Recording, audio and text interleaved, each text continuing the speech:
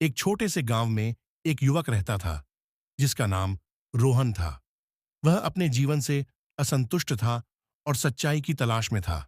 एक दिन उसने बुद्ध भगवान के बारे में सुना, जो अपने ज्ञान और शांति के लिए प्रसिद्ध थे।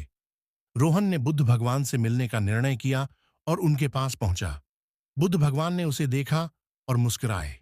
रोहन ने बुद्ध भगवान से कहा, भगवान, मैं जीवन के उद्देश्य को समझना चाहता हूं। कृपया मुझे बताएं कि जीवन क्या है और इसका उद्देश्य क्या है। बुद्ध भगवान ने कहा, जीवन एक नदी की तरह है जो बहती रहती है।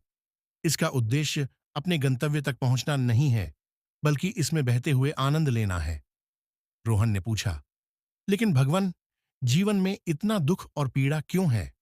बुद्ध भगवान ने कहा, दुख और पीड़ा जीवन का एक हिस्सा है, लेकिन हमें इसे अपने जीवन पर हावी नहीं होने देना चाहिए। हमें इसे स्वीकार करना सीखना चाहिए और इससे सीखना चाहिए।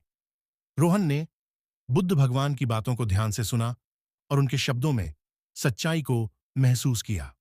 उसने बुद्ध भगवान से कहा, भगवान, मैं आपकी शिक्षाओं को समझने की कोशिश करूंगा और अपने जीवन को बेहतर बनाने का प्रयास करूंगा।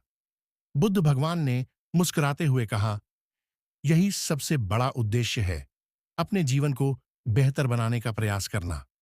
मैं तुम्हारे साथ हूं और तुम्हें अपनी शिक्षाओं के माध्यम से मार्गदर्शन करूंगा।